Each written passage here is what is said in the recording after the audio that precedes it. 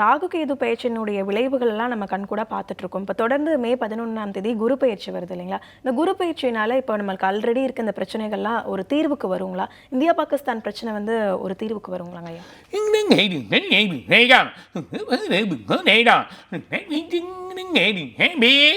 ஒரிஜினலாக கணக்கெடுத்தா ஏப்ரல் 18 அவர் ஜம்ப் ஆயிடுறார். இருந்தாலும் மே மாதம் தான் பூரா எல்லா ஒரு பஞ்சாங்கத்திலே வரக்கூடிய ஒரு நிலைமை மே 11ஆம் தேதி மாறுறார். மே 11ஆம் தேதி மாறுறது ஒரு பெரிய பலனை கொடுக்க போது. குரு மாற்றம் நல்ல மாற்றத்தை கொடுக்கும். இருந்தாலும் குரு மிதுனத்துக்கு நல்லவன் கிடையாது. ஸோ மிதுனத்தில் போய் ஜென்மத்தில் உட்காரப்போ அவன் நல்லா கிடையாது. அவன் கடகத்தில் உட்கார்ந்தோன்னா அதாவது நெக்ஸ்ட் இயர். ஆனால் மிதுனத்தில் உட்கார சொல்ல ஒரு பெரிய பலன் கொடுக்க மாட்டான். நிறைய பேர் எதிர்பார்த்த பலன் இருக்காது. மெயின்லி பார்த்தீங்கன்னா கலை சம்மந்தப்பட்டவங்களுக்கு பிரச்சனை ஏற்படலாம்.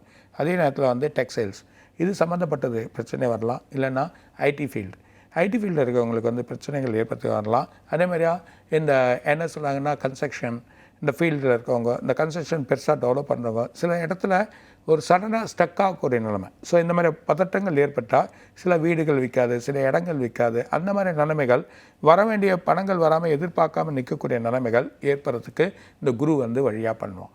அந்த நிலைமைகள் ஏற்படுறா இது பொதுவாக அந்த உலகத்துக்கு சொல்கிறதுக்கான வழிகள் புரிதானே. சில இடத்துல இன்ஸ்டன்ட்கள் ஏற்படும், சில மலை சரிவுகள் ஏற்படுறதுக்கான வாய்ப்புகள் உண்டு. அது மாதிரி நிலைமைகள் ஏற்படக்கூடிய நிலைமை இருக்கா. ஆனால் குரு எவ்வளோ தான் வழி பண்ணாலும் பாதகத்தை கொடுக்க மாட்டான், அவன் நல்லவன். ஸோ குரு எப்போவுமே ஒரு வழியை தான் செஞ்சுருப்பான். ஸோ யாருனா ஒருத்தர் அவங்க கூட சேரப்போ நல்லவில் சேர்ந்தால் வழி வரும். அதே நேரத்தில் கெட்டது போய் சேர்ந்தால் அந்த கெட்டதுக்கான வழிகள் நடக்கும். அந்த மாதிரி நடக்கக்கூடிய நிலைமைகள் ஏற்படுறதுனால ஒரு சூரியனோ இல்லைன்னா அதுக்கு தகுந்தா இருக்கக்கூடிய ஒரு புதனோ போய் சேர்றப்போ அதில் பலன் இல்லாமல் ஆகிடும்.